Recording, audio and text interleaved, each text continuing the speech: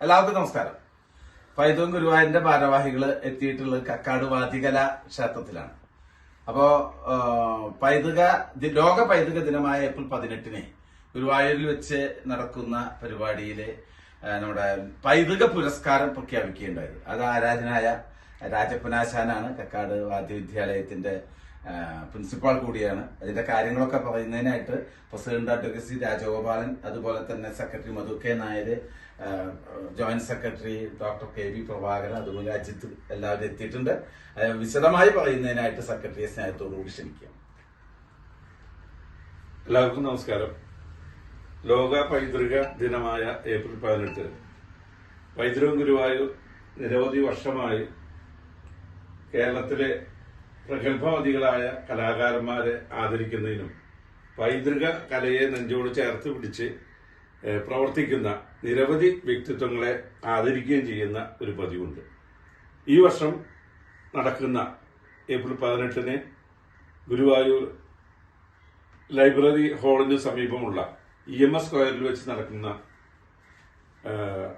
മഹനീയമായ ചടങ്ങിൽ വെച്ച് കക്കാട് വാദ്യകലാക്ഷേത്രം പ്രിൻസിപ്പലും നിരവധി മേള തായമ്പക വേദികളിൽ നിറസാന്നിധ്യവുമായ ബഹുമാനായ ശ്രീ കക്കാട് രാജപ്പൻ മാരാർക്ക് പൈതൃകം ഗുരുവായൂർ പൈതൃക പുരസ്കാരം നൽകി ആദരിക്കുകയാണ്.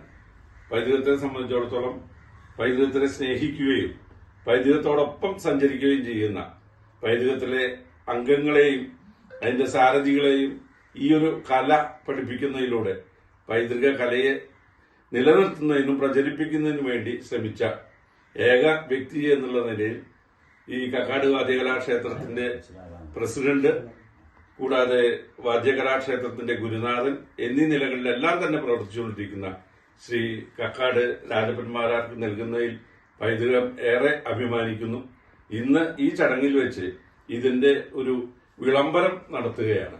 ഈ ഒരു ചടങ്ങ് അദ്ദേഹത്തിന് ഈ ഒരു ക്ഷണപത്രിക നൽകി ഇവിടെ വെച്ച് ഈ ഒരു ചടങ്ങിന് വേണ്ടിയുള്ള വിളംബരം നടത്തുന്നതിന് ബഹുമാനായ പ്രസിഡന്റ്, ഈ പൈതൃകത്തിന്റെ പ്രസിഡന്റ് അഡ്വക്കേറ്റ് സി രാജഗോപാലൻ അവരുടെ ഏറെ സ്നേഹത്തോടെ ക്ഷണിച്ചുകൊള്ളു.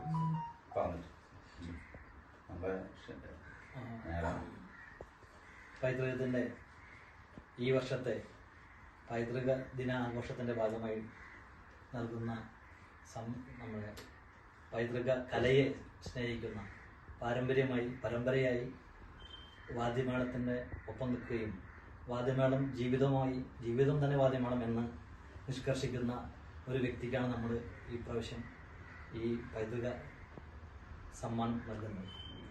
അദ്ദേഹം വാദ്യകലയ്ക്ക് വേണ്ടി അദ്ദേഹം ജീവിതം വിനിയോഗിക്കും. അദ്ദേഹവും അദ്ദേഹത്തിന്റെ കുടുംബവും ചെറിയ മകൻ വരെ തൊട്ട് കുടുംബത്തിലെല്ലാവരും പരമ്പരയായിട്ട് പിതാമഹന്മാരൊക്കെ അനുവർത്തിച്ചു വരുന്ന ഈ വാദ്യ